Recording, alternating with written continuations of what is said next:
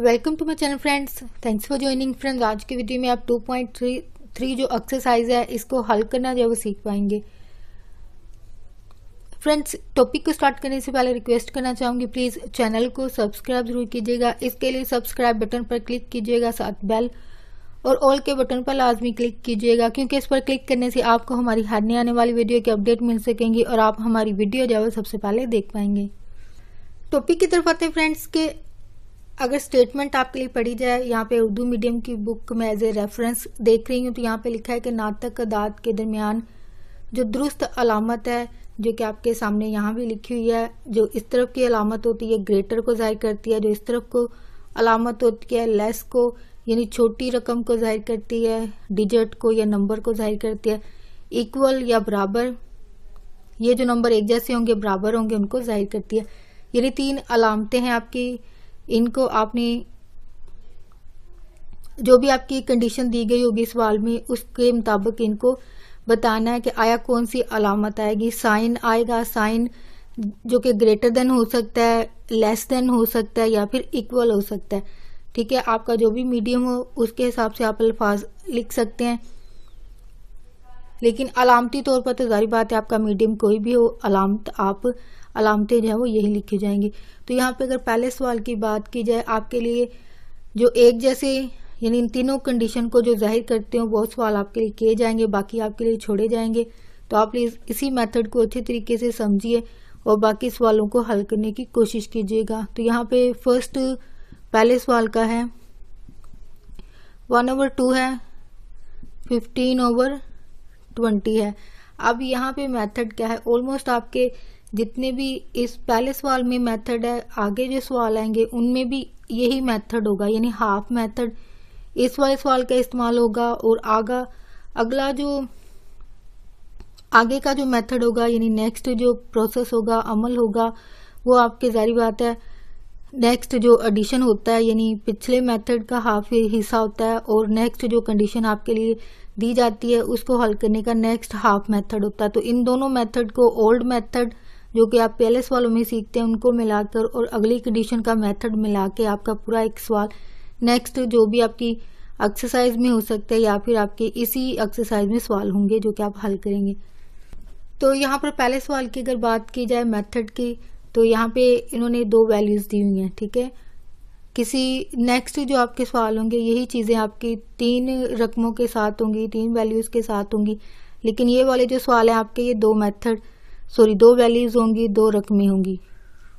इस सवाल के मेथड की अगर बात की जाए तो यहाँ पे मेथड यहाँ से स्टार्ट होता है। अगर आपका इंग्लिश मीडियम है तो आप इसे जो ऊपर वाली वैल्यू होती है 1/2 यानी जिसको फ्रैक्शन कहा जाता है या फिर इरेशनल या रैशनल नंबर होते हैं, तो यानी बटे में जो आम हमारे जो अल्फाज इस्तेमाल किए जाते हैं कि जो बटे में वैल्यूज होती हैं इनको आपने जब हल करना है, इसके लिए मेथड क्या होता है, आपने क्या करना है, जो ऊपर वाली वैल्यू है इसको रियाजी में जो नाम दिया जाता है वो नोमिनेटर और नीचे वाला जो है डिनोमिनेटर होता है। तो यानी उर्दू में अगर बात की जाए तो इसको मखरज कहा जाता है, यानी ऊपर वाली यानी 1/2 है तो 1 इसमें मखरज होगा और नीचे वाली जो वैल्यू होगी वो क्या होगी, शुमार कनिंदा। ठीक है, आपका जो भी मीडियम है उसके हिसाब से अल्फाज को इस्तेमाल कीजिए। मेथड क्या है कि आपका जो मखरज या फिर जो ऊपर वाली वैल्यू है या नीचे वाली जो वैल्यू होती है इनको आपने क्या करना है, नीचे वाली को चेक करना है। नीचे वाली जो वैल्यू है 2 और 20 है, इन दोनों को बराबर होना चाहिए आपके मेथड के मुताबिक।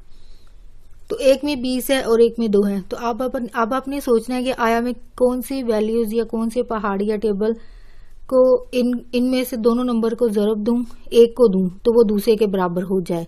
ठीक है, एक नंबर यहाँ पे 20 है और 2 है, यानी 20 को अगर किसी भी नंबर से जरब देंगे तो वो और बड़ी रकम हो जाती है। तो इसका मतलब आपने 20 को नहीं देखना, आप जो छोटी वैल्यू होगी उसको आप देखेंगे, वो है 2 को अब आपने सोचना है कि आया कौन सा टेबल कौन सा पहाड़ा हो जिसको मैं जरब दूं तो वो 20 बन जाए। ठीक है, आपके टेबल अभी काम आएंगे जो कि आपको 5th तक जो वो बार बार सिखाए जाते हैं। उनका मकसद यही होता है कि आगे आपकी जो क्लासेस आ रही होती हैं उसमें आपका मेथड इन्हीं पहाड़ों पर इन्हीं टेबल्स पर जो है वो बेस कर रहा होता है, बुनियाद बन रहा होता है। तो नेक्स्ट ये है कि अब मेथड क्या है कि आपने जो छोटी वैल्यू होती है उसको बड़ी के बराबर करना है। ठीक है, यानी 20 को 2 को अब कैसे कौन से पहाड़े से ज़रब दें कि वो 20 बन जाए।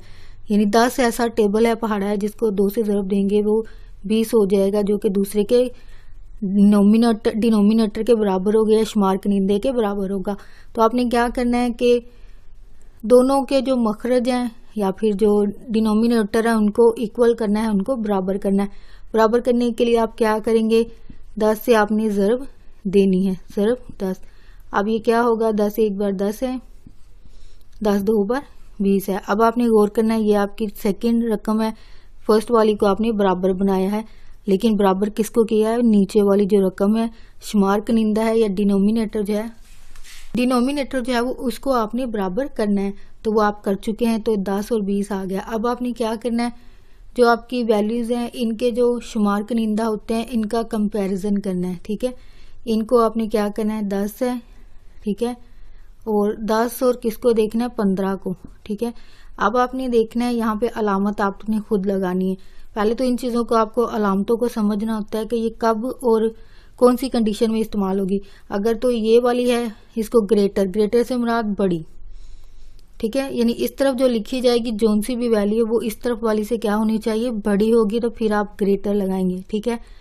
अगर वो छोटी होती है तो उसके लिए ये अलामत लगाई जाएगी। अगर दोनों बराबर आ जाती हैं, ठीक है, यानी 3 कंडीशन आपके इन सवालों में इस्तेमाल होगी, या तो वैल्यू बड़ी होगी, रकम बड़ी होगी, या फिर छोटी होगी, या फिर बराबर होगी, यानी एक साथ नहीं आएंगी, तीनों में से कोई एक कंडीशन होगी, या रकम बड़ी छोटी या फिर बराबर होगी, ये चीज होगी। अब यहाँ पे आपने सोचना है कि 10 और 15 क्या है, 10 15 से क्या है, ये आपने सोचना है।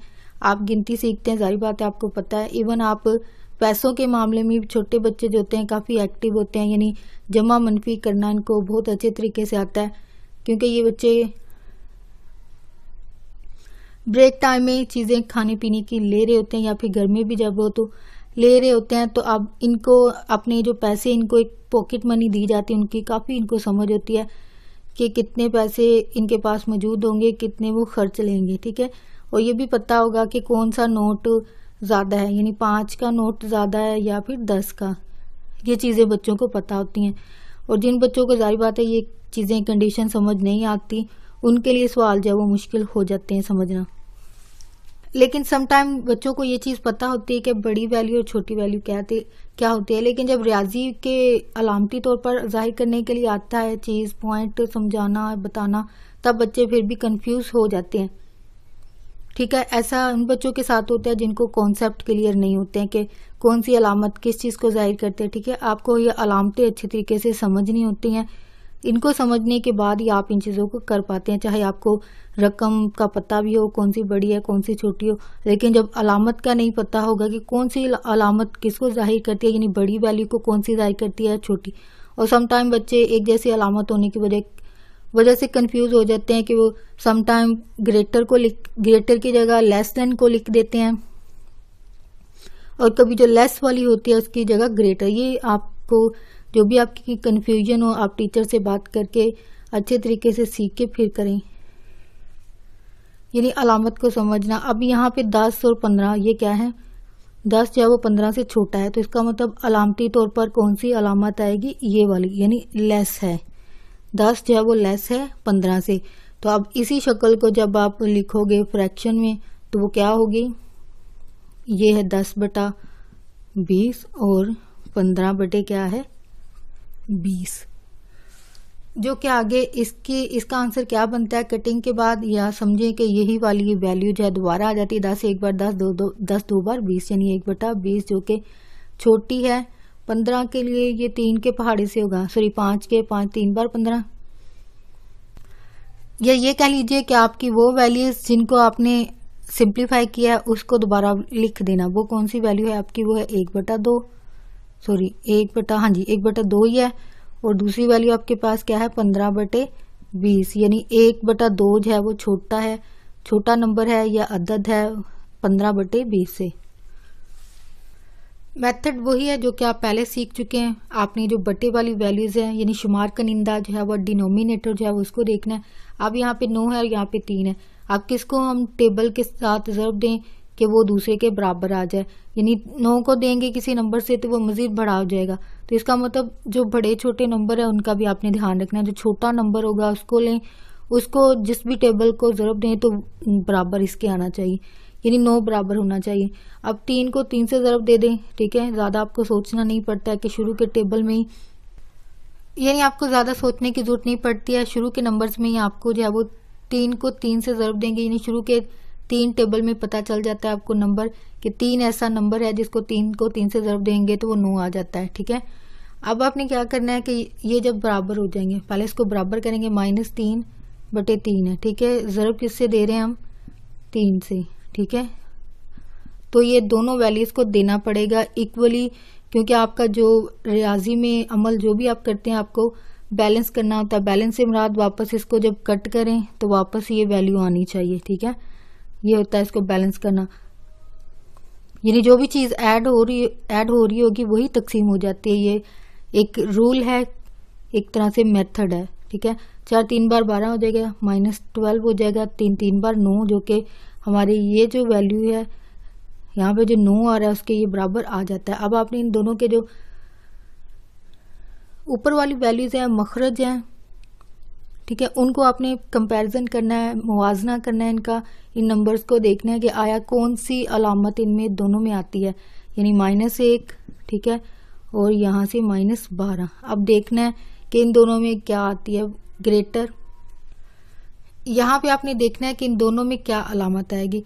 आपने एक पॉइंट यहाँ पे याद रखना है कि माइनस की जब वैल्यूज आती हैं, माइनस के साथ जितना बड़ा नंबर होगा, यानी यहाँ पे जो माइनस है, माइनस के साथ एक होगा तो ये ज्यादा बड़ी वैल्यू नहीं होती है, लेकिन जैसे जैसे ये बढ़ता जाएगा, फर्ज करें 8 9 10 11, तो अभी 12 आ रहा है, तो 12 जितना ये माइनस के साथ वैल्यूज बड़ी आती जाती हैं, हालांकि नंबर की बात की जाए, अदद की बात की जाए तो ये बड़ा नंबर होता है, लेकिन आप जब यहाँ पे रियाजी में जब इस चीज को देखते हैं तो ये जितना माइनस के साथ वैल्यू या नंबर बढ़ता जाता है वो वैल्यू उतनी ही छोटी होती जाती है, ठीक है, उसको उतना ही ज्यादा छोटी वैल्यू जो है वो कंसीडर किया जाता है।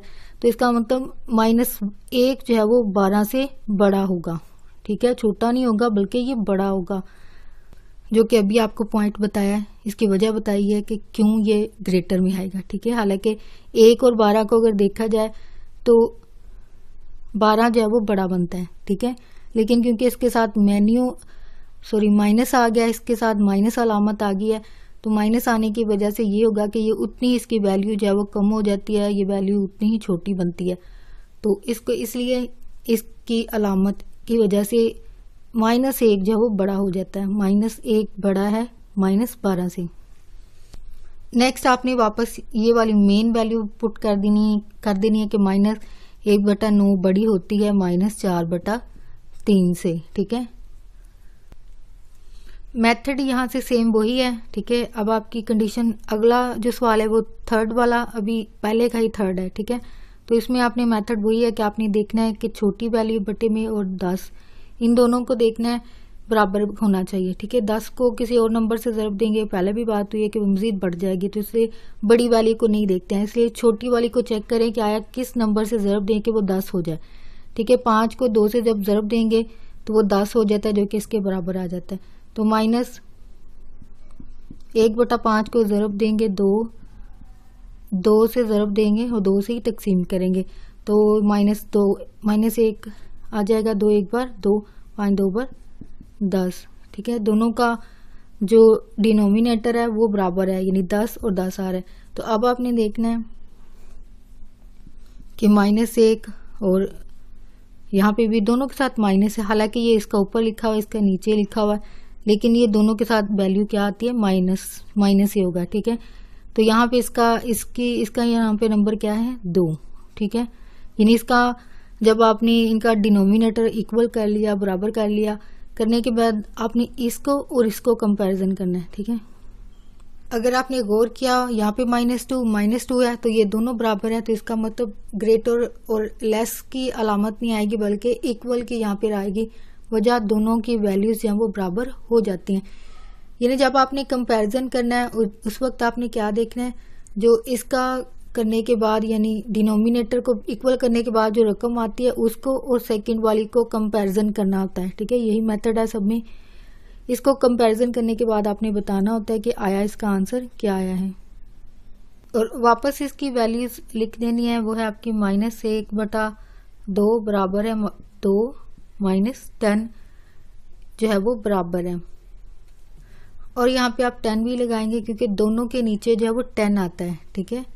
यानी इस वाली का पहले से मौजूद है 10, ठीक है, और इसका आपने बराबर किया था इसलिए इसको -2/10 लिखा गया है, ठीक है, जो कि इसका फाइनल आंसर होगा। तो यहाँ पे स्टूडेंट क्वेश्चन नंबर 2 है, यहाँ पे असेंडिंग ऑर्डर या फिर उर्दू में अगर उर्दू मीडियम की बात की जाए तो तरतीब नज़ूली, यानी आपने बड़ी रकम से छोटी रकम की तरफ जो वैल्यूज हैं उनको आपने लिखना है। आपका ऑलमोस्ट मेथड आप पहले सवाल में सीख चुके हैं इसका, यानी वही मेथड जो आपने पहले सीखा है उसी को करना है। थोड़ा सा चेंज ये होगा, चेंज अब यहाँ पे ये होगा कि जो बड़ी वैल्यू होगी, क्योंकि असेंडिंग ऑर्डर की बात है, यानी बड़ी वैल्यू से छोटी की तरफ आना है, यानी सबसे पहले आप वो लिखेंगे जो बड़ी होगी, फिर उससे छोटी, फिर उससे छोटी, ये तरतीब होती है, ठीक है। और यही इसकी नेक्स्ट जो कंडीशन या इजाफा हो रहा है आपके सवाल में या मेथड का इजाफा हो रहा है वो तरतीब का है। बाकी हाफ मेथड आपका पहले आप सीख चुके हैं। आपने क्या करना है कि जो मखरज शुमार कनिंदा यानी नोमिनेटर और डिनोमिनेटर जो है यानी ऊपर और नीचे वाली वैल्यूज, ठीक है, आपके जो ऊपर वाली मखरज है शुमार कनिंदा जो है वो आपका मखरज जो है वो आपकी नीचे वाली वैल्यू होती है, शुमार कनिंदा जो है वो आपकी ऊपर वाली होती है, यानी नोमिनेटर है वो ऊपर वाली है, डिनोमिनेटर जो है वो नीचे वाली वैल्यू होती है, नीचे वाली रकम होती है, या बटे में जो रकमें होती हैं उनके जो नीचे वाली है वो आपका मखरज होता है। तो आपने क्या करना है, जो बटे में मखरज है या नीचे वाली जो वैल्यूज हैं उनको आपने क्या करना है, बराबर करना है, यानी एक जैसी होनी चाहिए, जो कि आप पहले सीख चुके हैं कि आपने यहाँ पे 2 वैल्यूज पहले थी, अब यहाँ पे 3 आ गई हैं, ठीक है। तीनों में मेथड वही है कि यहाँ पे 2, 3 और 9 है। अब ये तीनों जो नंबर हैं इनको किस नंबर से ज़रब दी जाए कि ये सारे बराबर आ जाएं, लेकिन यहाँ पे डिफरेंट है, यहाँ पे 2 है, यहाँ पे 3 है, यहाँ पे 9 है। तो अब कौन से नंबर हैं जिनको ज़रब दें कि ये बराबर आ जाए, पहले आपने सोचना है कि एक जैसा नंबर, यानी सोचने का अमल यह है आपका कि आपने देखना है कि कौन सा एक नंबर हो सकता है सब में, यानी 2 के पहाड़े में भी आ जाए, 3 के पहाड़े में भी आ जाए और 9 के पहाड़े में भी आ जाए। तो ये जो है वो 18 एक ऐसा नंबर है जो कि सब में आता है, ठीक है, 9 में भी आता है, इसमें भी आता है, यानी 3 6 बार होता है, 3 9 बार होता है और 9 2 बार 18 होता है।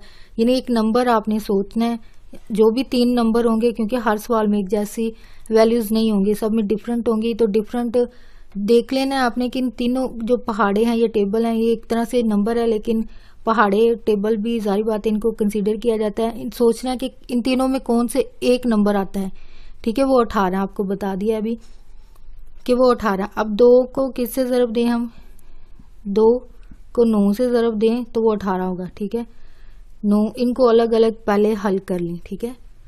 तो 9 एक बार 9 9 2 बार 18 है। फिर अब आगे चलें, 2/3 है, तो 3 को हम 6 से ज़रब दें तो वो 18 होता है, 3 6 बार 12 है, 3 6 18, ठीक है। अब तीसरी वैल्यू आपके पास क्या है, 8/9 है, 8/9। अब इसको 2 से ज़रब देंगे तो 18 हो जाता है, 9 2 बार 18, 8 2 बार 16 आ जाएगा, ठीक है। बाकी तो वही वैल्यूज आएंगे जिनको ज़रब दे के आएगी, लेकिन नीचे वाली जो है डिनोमिनेटर जो है वो बराबर होना चाहिए। 9 2 बार 18, अगर आप गौर करें बटे में 18 18, यानी रूल है, फार्मूला है, तकनीक है, कह लीजिए ट्रिक है कि सबका नंबर जो है वो बराबर होना चाहिए 18 18, जो कि सब में आ रहा है, ठीक है। ये आने के बाद अब आपने क्या करना है कि उनके जो ऊपर शुमार कनिंदा है, यानी ऊपर वाली जो वैल्यूज हैं उनको आपने क्या करना है, कंपेयर करना है, ठीक है। पहले भी आप कर चुके हैं, मुवाजना करना होता है, आपने यहीं से जो कंडीशन है उसको पूरा करना है। वहां पे अलामत थी कि आपने बड़ी बतानी है, छोटी रकम बतानी है या फिर बराबर, ये बताना था अलामती तौर पर। अब वो अलामतें जो है यहाँ पे तरतीब में चेंज हो गया, यानी ऑर्डर में चेंज हो गया, असेंडिंग डिसेंडिंग ऑर्डर होगा, ठीक है। अब यहाँ पे असेंडिंग ऑर्डर है तो यानी सबसे बड़ी वैल्यू, अगर आप यहाँ पे ऊपर वाली को सिर्फ देखना है, यहाँ पे 9 है, यहाँ पे 12 है और यहाँ पे 16 है, तो इनमें सबसे बड़ी कौन सी होगी, यहाँ पे नीचे जगह नहीं होगी, मैं इस तरफ लिख रही हूँ, 16 आएगा पहले, ठीक है। 16 के बाद फिर कौन सी आएगी, 12, 12 के बाद कौन सी आएगी, 9, ठीक है। ये ऑर्डर आपका कौन सा है, पहले आएगी जो सबसे बड़ी जोन सी भी हो, ठीक है, तीनों में से वो है 16 वाली, 16 होगी, फिर 12, फिर 9। तो 9, 12 और 16 जो है वो आपके नंबर्स में शामिल है, जो कि आपके तरतीब आपके सामने लिखी है, जो कि नंबर्स को देखने के बाद लिखी जाती है। यहाँ पे जो बड़ी होगी वो आएगी पहले, ठीक है। तो यहाँ से इनको अलामती तौर पर भी लिखना है, यानी अलामती तौर पर क्या होगा, ग्रेटर देन, यानी 16 जो है वो 16 जो है वो बड़ा है 12 से, और 12 जो ग्रेटर देन है यानी बड़ा है 9 से, ठीक है। नेक्स्ट आपने क्या करना है कि इनके जो बट्टे में जो वैल्यूज है वो लिख दें, वो है 18, यहाँ पे भी 18 है, यहाँ पे भी 18 है। तो अब वापस आपने ये वाली लिखनी होती है जो कि आपकी रकम वाली होती है, वो है 1/2। तो तरतीब नज़ूली के हिसाब से या असेंडिंग ऑर्डर जो है वो इनके हिसाब से बनता है 8/9 पहले आएगी, फिर आएगी 2/3, फिर आएगी 1/2, जो कि असेंडिंग ऑर्डर के हिसाब से बनती है। नेक्स्ट जो सवाल है आपका तरतीब सऊदी है, या फिर इसको डिसेंडिंग ऑर्डर कहा जाता है। इन्हीं छोटी वैल्यूज से स्टार्ट करना और बड़ी वैल्यूज की तरफ जाना है, ठीक है। ये आपने तरतीब लगानी, मेथड वही जो आप पहले सीख चुके हैं। आपने ये नंबर 3 है, 1, 2, 3 है, इन तीनों को देखना है क्या आया कौन से नंबर हैं या पहाड़े हैं जिनको ज़रब दें तो ये नीचे वैल्यूज हैं वो सारी बराबर हो जाएं, या फिर ये देखें कि जो नीचे वैल्यू है 2, 3, 4, इन तीनों में कौन सा, इन पहाड़ों में कौन सा नंबर जो वो कॉमन आता है। तो यहाँ पे अगर गौर करें तो यहाँ पे 12 एक ऐसा नंबर है जो कि सब में आएगा, यानी 2 के पहाड़े में भी आएगा, 3 के भी और 4 के पहाड़े में भी आता है। तो यहाँ पे आपने क्या करना है, पहले तो उनको बराबर करना है, ठीक है। अब 2 को किससे ज़रब दें, 6 से ज़रब देते हैं तो ये 12 होगा, ठीक है। 6 एक बार 6 है, 6 2 बार 12 है। अब अगली वाली वैल्यू को जाएं तो वो है 3, तो इसको 4 से ज़रब दें तो फिर ये 12 होता है। 4 एक बार 4, 4 3 बार 12। अब इस वाली वैल्यू को देखा जाए वो है आपकी 1/4, इसको 3 से ज़रब दें, 3 से ज़रब दें तो आपके पास 12 आता है। 3 एक बार 3 हो जाएगा, 4 3 बार 12। अब आपने कंपैरिजन किनका करना है, मुवाजना किसका करना है, क्या आपने जो ऊपर वाली वैल्यू है 6, 4 और 3, ठीक है, इन तीनों का मुवाजना करें। इन तीनों में से छोटी आपने कौन सी देखनी है, तरतीब सऊदी है, यानी छोटी वैल्यूज को पहले देखना है। छोटी वैल्यू यहाँ पे 3 है, ठीक है, फिर 4 है और फिर 6 है। इसका मतलब सबसे छोटी कौन सी है, 3 है, फिर 4 होगी, फिर 6 होगी, यानी 3। अब यहाँ पे वैल्यू जब सऊदी होगी तो इसकी अलामती तौर पर इसको किससे जाहिर किया जाएगा, लेस, यानी छोटी वैल्यू, ठीक है। यहाँ पे भी लेस, यानी 3 जो है वो छोटा है 4 से और 4 छोटा है 6 से। ये तरीका है लिखने का, ठीक है। अब आपने जब इसको वापस इनको लिखना, यहाँ पे 12 आ जाएगा, यहाँ पे भी 12, क्योंकि सबका जो डिनोमिनेटर है वो बराबर है, जो कि 12 आता है। तो वापस आपने वैल्यू पुट करनी। 3 का आंसर क्या, कौन सी वाली वैल्यू का आता है, 1/4 के। इसका मतलब 1/4 जो है वो सबसे छोटी है, ठीक है। और फिर 4/12 का क्या आंसर, क्या वैल्यू थी जिसको हमने 4/12 बनाया, वो है 1/3, 1/3। फिर अलामत लगाएं, फिर आपने कौन सी लिखनी है जो कि सबसे छोटी है, जो कि 6 वाली ये है 1/2, यानी यही तरतीब। और इसको आम वैल्यूज में अगर लिखना हो तो ये 1/4 कोमा लगाएं, 1/3 है, कोमा लगाएं, 1/2 है, जो कि आपका फाइनल आंसर बनता है। ऑलमोस्ट आपके जितने भी सवाल छोड़े जा रहे हैं सेम यही मेथड है। अब होप आपको ये, अब आपको जो पॉइंट क्लियर हो गए होंगे कि जो तरतीब असेंडिंग और डिसेंडिंग ऑर्डर में क्या किया जाता है। आपने जो वैल्यूज होती हैं, जो कि आप पहले सवाल में मेथड सीख चुके हैं, कि आपने जो डिनोमिनेटर है यानी नीचे वाली जो वैल्यूज होती है उनको बराबर करना होता है। बराबर करने के बाद फिर इन जितनी भी वैल्यूज होंगी उनमें से सबसे छोटी को, जब तरतीब सऊदी करेंगे सबसे छोटी वैल्यू को पहले लिखेंगे, ठीक है, जो कि 3 है। और इसी तरह अगर पिछले सवाल की बात की जाए, दूसरा जो सवाल था उसमें तरतीब नज़ूली थी, यानी बड़ी वैल्यू को, यानी इनमें से जो सबसे बड़ी होगी उसको पहले लिखना होता है, और उसको ग्रेटर देन से, यहाँ पे लेस देन से जाहिर किया जाता है, उसको ग्रेटर देन से जाहिर किया जाता है। यही चीज़ें फ़र्क हैं, बाकी मेथड ऑलमोस्ट आपका सेम है।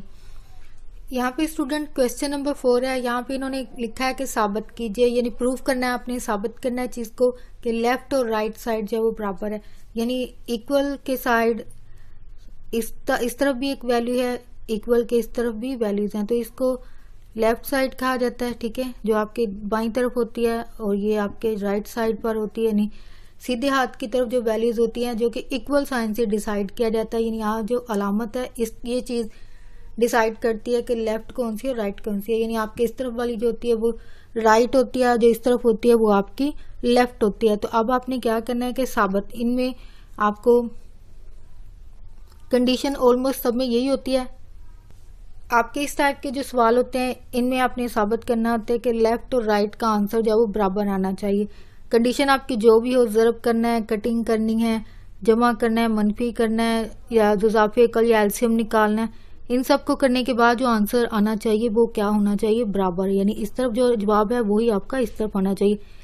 तो आपको लेफ्ट साइड को पहले करना है। लेफ्ट साइड आपकी 12 माइनस है 105, ज़रब की अलामत है तो इसका मतलब ज़रब करेंगे या फिर कटिंग होगी, ठीक है, -84 है। तो यहाँ पे आपने क्या करना है कि देखना है, क्योंकि ज़रब की अलामत है तो -12 ज़रब -15, ठीक है, बटे में होगा 105 ज़रब 85, ठीक है। अब आपने देखना है, यानी एक साथ कटिंग करते हुए अक्सर बच्चे गलती करते हैं कि आमने सामने वाली वैल्यूज को कैंसिल कर देते हैं, यानी एक ही टेबल से। ऐसा कभी नहीं होता है, यानी ऊपर नीचे वाली वैल्यूज तो कट हो सकती हैं लेकिन आमने सामने लिखी हुई वैल्यूज कभी कट नहीं हो सकती। ये आपने क्लियर करना है, क्योंकि अक्सर बच्चे यहाँ पे मिस्टेक करते हैं और यही सवाल गलत होने की वजह होती है। तो आप जो ऊपर नीचे वाली यानी बट्टे में जो वैल्यूज होंगी, चाहे इस तरफ वाली जो डायगोनल तरफ होती हैं, ठीक है, क्रॉस यानी इस तरफ आमने सामने हो, इनको आप कट कर सकते हैं, लेकिन यहाँ लिखी हुई नहीं हो सकती है। तो अगर आप गौर करें 12 और 84 को एक टेबल से खत्म किया जा सकता है, कटिंग की जा सकती है, कट किया जा सकता है। वो है 12 एक बार 12 और 12 7 बार 84 होता है। आप ज़रब देख के भी देख लीजिए, यह है 12 को आपने 7 से ज़रब दी, 7 2 बार 14 होता है, एक हाथ से 7 और 1 8 84 हो जाता है, ठीक है। ये आप ज़रब देख लें। तो 15 को आप 7 से ज़रब देंगे तो वो 105 होता है। तो आपके पास यहाँ पे क्या बच रहा है, -1/7, ज़रब है -1/7। ये आपके पास वैल्यू जो है वो बच रही है, ठीक है, यानी 1/7 ज़रब 1/7, ठीक है, और दोनों के साथ माइनस है। ये जो अलामतें हैं माइनस और माइनस ज़रब होके जमा की हो जाती है, वो आप लिखें या ना लिखें एक ही बात है, लिख दें, ज़्यादा क्लियर हो जाएगा कि माइनस और माइनस को ज़रब देके जमा किया गया। एक को एक से ज़रब देंगे तो वो एक ही होगा, 7 7 बार क्या होगा 49, यानी आंसर क्या आता है 1/49 इसका आंसर आता है, जो कि आपकी लेफ्ट साइड है। तो अब आपने कौन सी साबित करनी है, राइट साइड, यानी उसका भी आंसर यही आना चाहिए। तो इसको मैं यहाँ पे लिख रही हूँ, जो कि आपकी तो जो राइट साइड है वो मैं आपके यहाँ पे ऊपर लिख रही हूँ ऊपर, ताकि आपको क्लियर हो जाए मेथड। तो यहाँ पे क्योंकि जगह नहीं होगी तो यहाँ पे लिख रहे हैं -15 आपकी 84 आ रहा है, तो ज़रब की शक्ल में पहले ही लिख रहे हैं, ये -15 है, -15, ठीक है। ज़रब ये है आपकी 12 जो कि माइनस की है, जो कि नीचे माइनस है, ठीक है, कोई बात नहीं, लेकिन इन्होंने कटिंग करके तो ख़त्म ही हो जाना, ये माइनस को माइनस से ज़रब दे दें तो वैल्यू जो है वो आपकी हल हो जाती है। तो वो वैल्यू जो है वो आपकी माइनस और माइनस ज़रब खा के ख़त्म हो जाती है, कटिंग हो जाती है। तो यहाँ पे अगर आप गौर करें सेम वही अमल है, 15 को 105 से किया तो वो 7 पर कटिंग हो रहा है, 12 को 84 से किया तो वो 7 पे हो रहा है, ठीक है, क्योंकि एक जैसी वैल्यूज़ थी। लेकिन जो आपके लिए सवाल छोड़े जा रहे हैं वहाँ पे ये डिफरेंट वैल्यूज़ हो सकती हैं, यहाँ पे तो एक जैसी वैल्यूज़ थी ना दोनों की, तो बाद में ये डिफरेंट भी हो सकते हैं और मे बी नहीं, ऑलमोस्ट इनकी सेम ही है, ठीक है, यानी ये वैल्यूज़ जो है दोनों तरफ की एक ही होती हैं, ठीक है। तो आसान हो जाता है आपके लिए कटिंग करना, क्योंकि जो अमल इधर हो रहा होता है वही उधर हो रहा होता है, सिर्फ ब्रैकेट की वजह से मे बी कुछ चेंजेस हो जाएं, लेकिन ऑलमोस्ट आपका यही मेथड है। कटिंग होने के बाद ये -7 बचा है, ठीक है, -7 ज़रब 1/-7, तो ये ज़रब खा के 1 को 1 से ज़रब दी, 7 को 7 से दी और जमा को माइनस से दी, तो जमा होगी 1/49, जब इसका राइट वाली का आंसर आता है जो कि आपकी लेफ्ट वाली के बराबर होता है। तो स्टूडेंट आपका क्वेश्चन नंबर 4 का नेक्स्ट जो सवाल है उसमें डिफरेंट है। पहले जारी बात है आपकी कंडीशन थोड़ी सी चेंज थी वैल्यूज, ठीक है। तो अब यहाँ पे थोड़ी सी चेंज आ रही है। मेथड वही है जो कि आपने पहले सीखा। लेफ्ट राइट को मैंने यहाँ पे पहले से लिख दिया, लेफ्ट साइड और राइट, यानी इनको आंसर जो है वो सेम आना चाहिए। ये आपको ज़हन में पता होना चाहिए अब पहले से कि इनका आंसर जो है वो सेम आना चाहिए। हालांकि इनकी कंडीशन जो है वो फर्क है, लेकिन वैल्यूज जैसे कि पहले एक जैसी थी, यानी पहले दूसरी वैल्यूज एक जैसी थी, वहां पे 2 वैल्यूज थी तो यहाँ पे 3 आ रही हैं, 1 2 3, 3 वैल्यूज आ रही हैं, ठीक है। यही डिफरेंस है, फर्क है इनमें।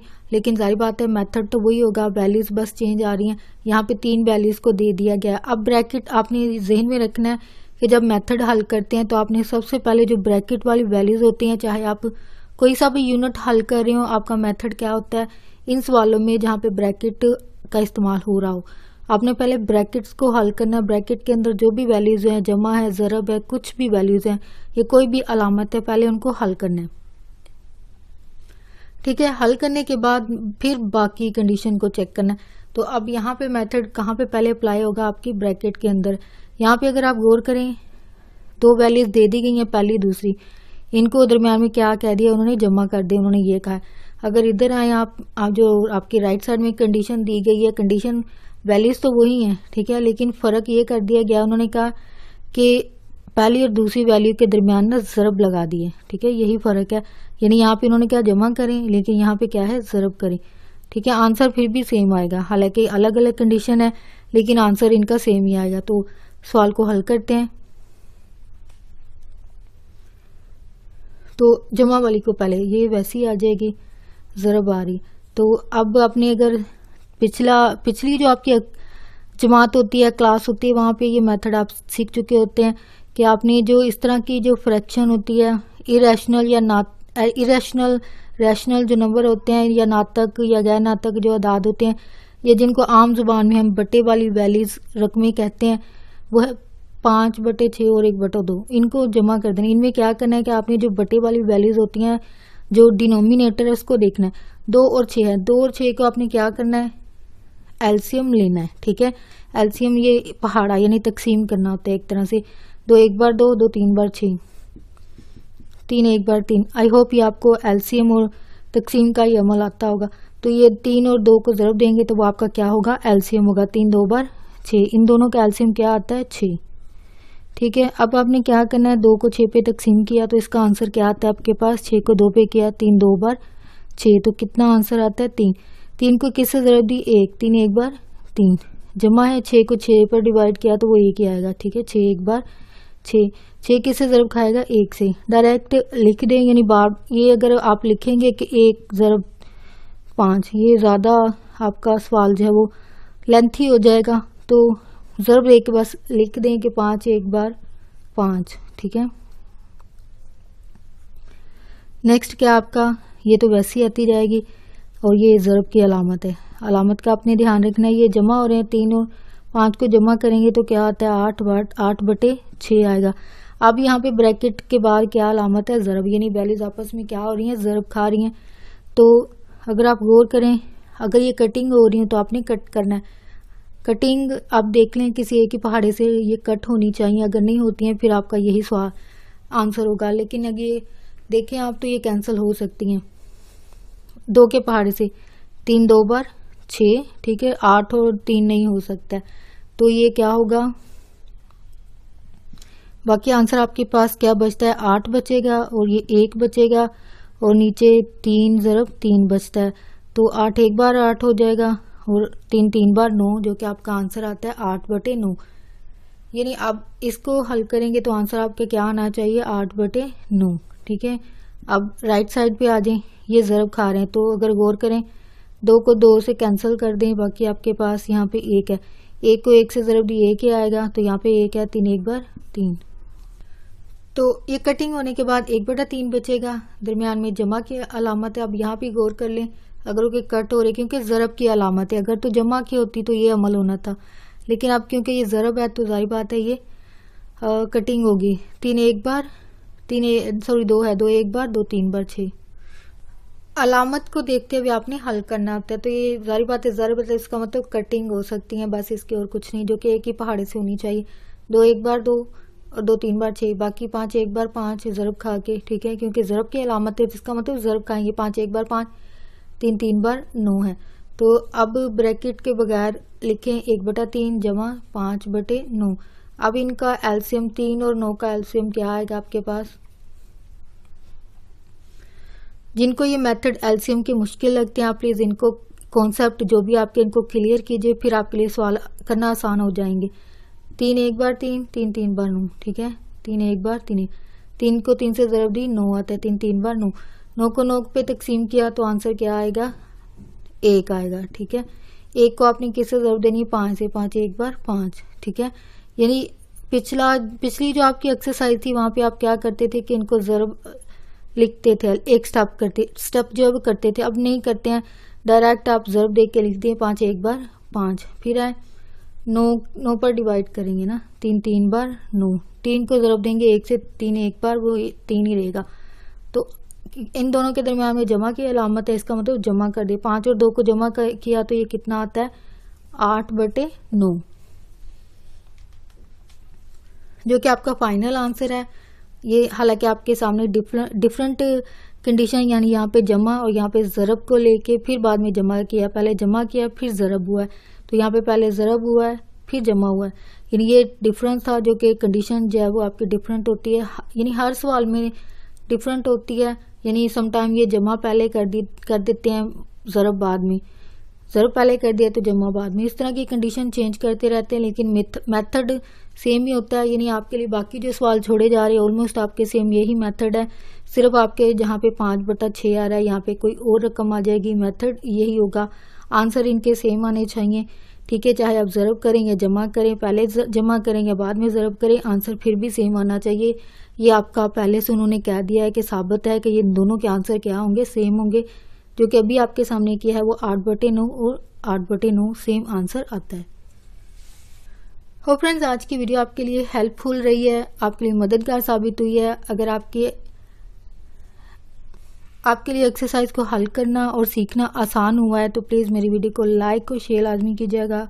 अगर आप यहाँ पे कोई स्टूडेंट हो तो अपने फेलो स्टूडेंट के साथ, अपने फ्रेंड्स के साथ, अगर आप यहाँ पे कोई टीचर हो, कोई पेरेंट्स हो तो प्लीज़ आगे फ्रेंड्स और कोलीग के साथ मेरी वीडियो को लाजमी शेयर कीजिएगा, ताकि ज़्यादा से ज़्यादा स्टूडेंट की हेल्प हो सके और बच्चे रियाजी को हल करना जब वो सीख पाएँ। प्लीज़ मेरी वीडियो को लाइक और शेयर लाजमी कीजिएगा।